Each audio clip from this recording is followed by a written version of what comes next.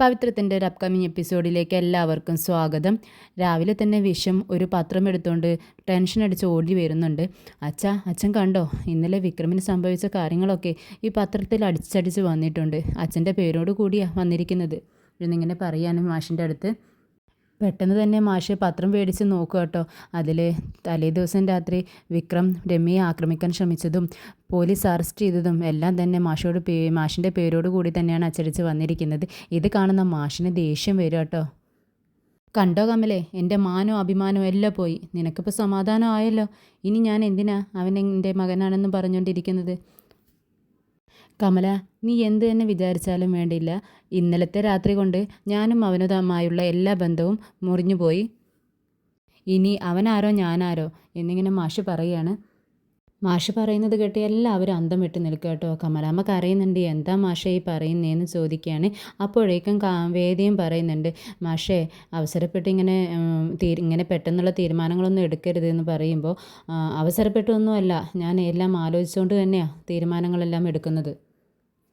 ഇനി എൻ്റെ ജീവിതത്തിൽ മാത്രമല്ല ഈ വീട്ടിലും അവനൊരു സ്ഥാനമില്ല എന്ന് ഉറപ്പിച്ച് പറയാണ് മാഷ്.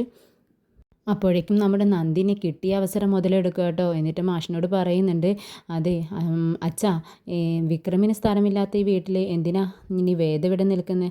അവളോട് ഇറങ്ങിപ്പോകാൻ പറ എന്നിങ്ങനെ പറയുകയാണ്. അപ്പോഴേക്കും ഓടി വരികയാണ് കമലാമ്മ. എന്നിട്ട് പറയുന്നുണ്ട്, എന്താ നന്ദിനി, നീ ഇങ്ങനെ എരുതിയിൽ എണ്ണ ഒഴിക്കുകയാണോ എന്നിങ്ങനെ ചോദിക്കുകയാണ്. അപ്പോൾ നന്ദിനി പറയുന്നുണ്ട്, എന്ത് അമ്മ പറയുന്നത്? ഞാൻ എരുതിയിൽ എണ്ണ ഒഴിച്ചതൊന്നുമല്ല, ഞാൻ കാര്യം പറഞ്ഞതല്ലേ, അതിന് എന്നോട് എന്തിനാ ദേഷ്യപ്പെടുന്നത് എന്നിങ്ങനെ ചോദിക്കുമ്പോഴേക്കും മാഷ് പറയുന്നുണ്ട്, അതെ കമല, ഞാനും അത് തന്നെയാണ് പറയാൻ വന്നത്. കമല, ഞാനും നീയും തമ്മിലൊരു ബന്ധമുണ്ട്. ഞാനും നീയും ഭാര്യയും ഭർത്താവുമാണ്. അതുപോലെ വിശ്വവും വിനയനും എൻ്റെ മക്കളാണ്. പക്ഷേ വിക്രം ഇനി മുതൽ നമ്മുടെ ആരുമല്ല. ഈ വീട്ടിൽ അവനക്കൊരു സ്ഥാനവുമില്ല. അതുകൊണ്ട് തന്നെ ഈ പെൺകുട്ടി ഇനി എന്തിനാ ഇവിടെ നിൽക്കുന്നത്? അതുകൊണ്ട് ഇവളും ഇവിടുന്ന് പോട്ടെ എന്നിങ്ങനെ പറയാണ് മാഷ്. അപ്പോഴേക്കും വിനായകൻ പറയുന്നുണ്ട്, അച്ഛൻ പറയുന്നതും കാര്യമില്ലമ്മേ, അത് അംഗീകരിക്കുക എന്നിങ്ങനെ പറയുക കേട്ടോ. നന്ദിനിക്ക് ഇതൊക്കെ കേട്ട് ഇങ്ങനെ ഉള്ളിൽ നല്ല സന്തോഷിച്ച് നിൽക്കുകയാണ്. പക്ഷേ നമ്മുടെ ശ്രീജയ്ക്ക് സങ്കടമാവാണ്. എന്താ അച്ഛാ ഇങ്ങനെയൊക്കെ പറയുന്നത്? നമ്മുടെ വിക്രം തെറ്റ് ചെയ്തിട്ടുണ്ടെന്ന് തന്നെ വെക്കുക. ഇനി ഇപ്പോൾ അച്ഛൻ അതിൻ്റെ മുകളിൽ അച്ഛനക്ക് വിക്രമിനോട് ദേഷ്യമുണ്ടെങ്കിലും നമ്മുടെ വേദ പാവമല്ലേ അച്ഛാന്നിങ്ങനെ ശ്രീജ ചോദിക്കുന്നുണ്ട്. ഇവളെ വിക്രം ഒരു മനുഷ്യനാണെന്നും കരുതി അവനാണ് എൻ്റെ ഭർത്താവ് എന്നും പറഞ്ഞുകൊണ്ട് ഈ വീട്ടിൽ വന്നിരിക്കുകയല്ലേ, അത് തന്നെയാണ് വലിയൊരു പാപം. അതിനേക്കാൾ വലിയൊരു പാപം എന്താ ഉള്ളതെന്ന് മാഷും പറയുന്നുണ്ട്. അപ്പോഴേക്കും വേദയ്ക്ക് ഇതെല്ലാം കേട്ട് ഇങ്ങനെ എന്ത് പറയാമെന്നറിയാതെ ഇങ്ങനെ നിൽക്കുകയാണ്. അപ്പോഴേക്കും മാഷ് വേദയെ നോക്കിയിട്ട് പറയുന്നുണ്ട്, കുട്ടി, നിനക്കും ഞങ്ങൾക്കും തമ്മിൽ ഇനി ഒരു ബന്ധവുമില്ല. വിക്രമിനും ഈ വീട്ടിലൊരു സ്ഥാനവുമില്ല. അതുകൊണ്ട് നിനക്ക് അവൻ്റെ ഒപ്പം ജീവിക്കണം എന്നാണ് തീരുമാനം എന്നുണ്ടെങ്കിൽ അവൻ എവിടെയാണോ ജീവിക്കുന്നത് അവിടെ പോയിട്ട് നിനക്ക് ജീവിക്കാം. അല്ല, നിനക്ക് നിൻ്റെ വീട്ടിലേക്ക് പോകണം എന്നുണ്ടെങ്കിൽ ഞാൻ തന്നെ നിൻ്റെ വീട്ടിൽ കൊണ്ട് ചെന്നാക്കാം. അവരുടെ അടുത്ത് അച്ഛൻ്റെ അമ്മയുടെ അടുത്തൊക്കെ സംസാരിച്ച് അവരെല്ലാം സമാധാനിപ്പിച്ച് നിന്നെ വീട്ടിൽ കൊണ്ടാക്കുന്ന കാര്യം ഞാൻ ഏറ്റു. അങ്ങനെ ചെയ്യാമെന്നും പറയുന്നുണ്ട് മാഷ്. ഇല്ല മാഷേ, ഇത് അന്യായമായ തീരുമാനമാണ്. ഞാനിതുമായിട്ട് യോജിക്കുന്നില്ല എന്ന് വേദ തുറന്ന് പറയുന്നുണ്ട്. അപ്പോഴേക്കും വിനായകൻ പറയുന്നുണ്ട്, എന്താ വേദ, അച്ഛൻ പറഞ്ഞത് നീ അംഗീകരിക്കില്ലേ? അച്ഛന് അപ്പുറം നീ സംസാരിക്കുകയാണോ എന്ന് നന്ദിനി വിനായകനും കൂടി ചോദിക്കുന്നുണ്ട്. ഏത് കേസായിരുന്നാലും അത് തെളിയുന്നതിന് മുൻപ് ഇങ്ങനെയുള്ള തീരുമാനങ്ങളൊക്കെ എടുക്കുന്നത് ഒരാളെ കുറ്റപ്പെടുത്തുന്നതും അയാൾ കാരണമാക്കുന്നതും ഒക്കെ തെറ്റാണ്. അത് ശരിയല്ല എന്നും വേദ പറയുകയാണ് മാഷിൻ്റെ അടുത്ത്. മാഷിന് ഇതൊക്കെ കേൾക്കുമ്പോൾ ഇങ്ങനെ ദേഷ്യം വരുന്നുണ്ട്. മാഷ് പറഞ്ഞതിനപ്പം വേദ ഇങ്ങനെ സംസാരിച്ചുകൊണ്ടിരിക്കുകയാണല്ലോ. അപ്പോൾ അതിങ്ങനെ ആലോചിച്ച് മാഷ് ഇങ്ങനെ നിൽക്കുകയാണ്. എന്തായാലും മാഷേ, ഞാൻ ഈ കേസ് തെളിയിച്ചിരിക്കും. എന്നിട്ട് വിക്രം തെറ്റുകാരനെന്ന് തെളിഞ്ഞാൽ മാഷ് പറയുന്ന എന്ത് തീരുമാനത്തോടും ഞാൻ യോജിക്കും. മാഷ് വീട്ടിൽ നിന്ന് ഞാൻ ഇറങ്ങിപ്പോകണമെന്നാണ് പറയുന്നതെങ്കിൽ ഞാൻ അന്നേ വീട്ടിൽ നിന്ന് ഇറങ്ങിപ്പോവും എന്ന് മാഷിന് ഉറപ്പ് കൊടുത്തിട്ട് ഞാൻ സ്റ്റേഷനിലേക്കൊന്ന് പോയിട്ട് വരാം എന്ന് പറഞ്ഞ് വേദ പുറത്തേക്ക് പോവുകയാണ്.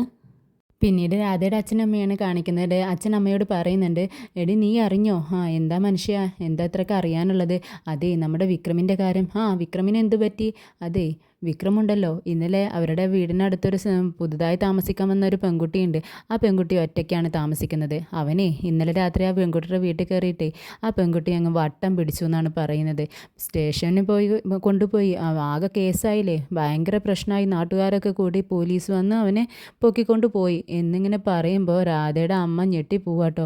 നിങ്ങൾ എന്തായി പറയുന്നത്? നമ്മുടെ വിക്രമോ? അവൻ അങ്ങനെയൊന്നും ചെയ്യത്തില്ലല്ലോ എന്നിങ്ങനെ പറയുമ്പോൾ നിനക്കങ്ങനെ തോന്നുന്നതാ.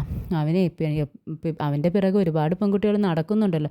പക്ഷെ അവനക്ക് അവരെയൊന്നും പോരാഞ്ഞിട്ട് അവളെ കയറി പിടിച്ചിട്ടുണ്ടാവും. അവനെന്തെങ്കിലുമൊക്കെ തോന്നിയിട്ടുണ്ടാവും എന്നിങ്ങനെയൊക്കെ വിക്രം അത് ചെയ്തു എന്നുള്ള മട്ടിൽ ഇങ്ങനെ സംസാരിക്കുകയാണ് രാധയുടെ അച്ഛൻ. പക്ഷേ ഇത് രാധ അങ്ങോട്ട് വരുന്ന സമയത്ത് ഇതെല്ലാം കേൾക്കുകയാണ്. അച്ഛൻ എന്തായി പറയുന്നത്, ഇന്നൊന്ന് നിർത്തുന്നുണ്ടോ എന്നിങ്ങനെ പറയുമ്പോഴേക്കും പെട്ടെന്ന് അച്ഛൻ പിറകോട്ട് തിരിഞ്ഞ് നിന്നിട്ട് ഒന്ന് സ്റ്റക്കായി നിൽക്കുക കേട്ടോ. രാധയെ കണ്ടിട്ടുണ്ടായിരുന്നില്ല. അപ്പോൾ രാധയുടെ സൗണ്ട് കേട്ടപ്പോഴാണ് അവളവിടെ നിൽക്കുന്നത് കാണുന്നത്. എന്നിട്ട് രാധ ചോദിക്കുന്നുണ്ട്, അച്ഛാ വിക്രമിൻ്റെ സ്വഭാവം അച്ഛനും എനിക്കും എല്ലാവർക്കും അറിയാം. പിന്നെ നാട്ടുകാരും ആരെന്ത് പറഞ്ഞാലും ഞാൻ വിക്രമിനെ അവിശ്വസിക്കില്ല. അവൻ്റെ സ്വഭാവം എന്താണെന്നേ എനിക്കറിയാവുന്നതാണ് എന്നും പറഞ്ഞുകൊണ്ട് രാധ അകത്ത് പോയി അലമാര തുറന്ന് കുറച്ച് കാശ് എടുക്കുകയാണ്. ഇത് അമ്മ കാണുന്നുണ്ട്. അമ്മ ചോദിക്കുന്നുണ്ട്, എന്തിനാ നീ ഇത്രയും കാശ് അതിൽ നിന്ന് എടുക്കുന്നതെന്ന് ചോദിക്കുമ്പോൾ രാധ ഒന്നും കേൾക്കാത്ത മട്ടിൽ അത് പേഴ്സിലേക്ക് വെച്ചിട്ട് പോവാൻ നിൽക്കുകയാണ്. അപ്പോൾ രാധയുടെ അമ്മ പറയുന്നുണ്ട്, അതെ നിനക്ക് ഭ്രാന്താണ്. നീ ഇപ്പോൾ ക്യാഷും കൊണ്ട് അന്നത്തെ പോലെ അവനെ രക്ഷിക്കാൻ വേണ്ടിയിട്ടല്ലേ പോകുന്നത്. എനിക്കറിയാം നിനക്ക് മൂത്ത ഭ്രാന്താണെന്നൊക്കെ പറഞ്ഞ് ഇങ്ങനെ നിൽക്കുകയാണ്. അപ്പോൾ രാധ അത് ശരി വെക്കണം, ആയിക്കോട്ടെ എനിക്ക് ഭ്രാന്ത് തന്നെയാണ്, അതങ്ങ് ഞാൻ സഹിച്ചു എന്നും പറഞ്ഞുകൊണ്ട് ക്യാഷ് എടുത്തുകൊണ്ട് പുറത്തേക്ക് പോവുകയാണ്. പിന്നീട് വിക്രമിൻ്റെ ഫ്രണ്ട്സ് എല്ലാവരും കൂടി ശ്രീനിവാസൻ സാറിനെ കാണാൻ വേണ്ടി വരുവാണ്. എന്നിട്ട് കാര്യങ്ങളെല്ലാം പറയുന്നുണ്ട്. ഇങ്ങനെയൊരു സംഭവം ഉണ്ടായി സാറേ, പിന്നെ വിക്രം ജയിലിലാണ് എന്ന് പറയുമ്പോൾ തന്നെ ശ്രീനിവാസൻ ഞെട്ടു കേട്ടോ. എന്ത്, ഒരു പെൺകേസിൽ നമ്മുടെ വിക്രം അകപ്പെട്ടു എന്നോ? എന്തൊക്കെയാണ് നിങ്ങൾ ഈ പറയുന്നത്? എന്നിട്ട് ഇത്ര നേരമായിട്ടുണ്ടാ നിങ്ങൾ ആരും എൻ്റെ അടുത്ത് വിളിച്ച് പറയാതിരുന്നത് എന്നൊക്കെ പറയുമ്പോൾ ഞങ്ങൾ നേരിട്ട് വന്നിട്ട് പറയാൻ വേണ്ടിയിട്ടായിരുന്നു എന്ന് പറയുകയാണ്. അപ്പോൾ തന്നെ ശ്രീനിവാസൻ സാറ് പറയുന്നുണ്ട്, ഇപ്പോൾ കുറച്ച് കാലമായിട്ട് അവൻ്റെ പേരിൽ ഈ പെണ്ണുങ്ങളെ പറ്റിയുള്ള കേസ് മാത്രമല്ലേ ഉള്ളൂ. ആദ്യം രാധ, അന്ന് ഞാൻ അവനോട് പറഞ്ഞു ആ രാധ എങ്ങനെയെങ്കിലും ഒഴിവാക്കടാന്ന്. പിന്നീട് വേദ, അവൾ പിന്നെ ഒഴിയാബാധ പോലെ അവൻ്റെ പിന്നാലെ കൂടിയിരിക്കുകയാണ്. ഇതിപ്പോൾ ഏതാ മൂന്നാമതൊരു പെൺകുട്ടി. ഇത് എന്തിനാ അവനെ ഈ രാത്രിയിൽ ആ പെൺകുട്ടിയുടെ വീട്ടിൽ കയറി ചെന്നത്, അതും ആ പെൺകുട്ടി ഒറ്റയ്ക്ക് താമസിക്കുന്ന സ്ഥലത്തേക്ക് എന്നൊക്കെ ഇങ്ങനെ തോരാത്ത ഓരോ ക്വസ്റ്റ്യൻസ് ഇങ്ങനെ ചോദിച്ചുകൊണ്ടേ ഇരിക്കുകയാണ് ശ്രീനിവാസൻ സാറ്. അപ്പോൾ രാജേട്ടൻ പറയുന്നുണ്ട്, അത് തന്നെയാണ് ഞങ്ങൾക്കും അറിയാത്തത്. പക്ഷേ സാറേ നമുക്കറിയാലോ നമ്മുടെ വിക്രമൻ ഇങ്ങനൊരു കേസ്, ഒരു ഇതിൽ പെൺകുട്ടിയുടെ കേസിൽ അവന് അകപ്പെടില്ല. നമുക്കറിയാലോ അവൻ്റെ അത്രയും നല്ല സ്വഭാവമാണ്. ഇതിൽ എന്തോ സംഭവിച്ചിട്ടുണ്ട്, ആരോ അവനെ സാധിച്ചിട്ടുണ്ട്.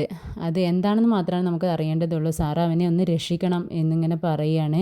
അപ്പോൾ അവിടെ പുറകിൽ നിന്ന് ശ്രീനിവാസൻ സാറിൻ്റെ ഭാര്യയും മകളും എല്ലാം ഇത് ഒളിച്ചു നിന്ന് കേൾക്കുന്നുണ്ട്.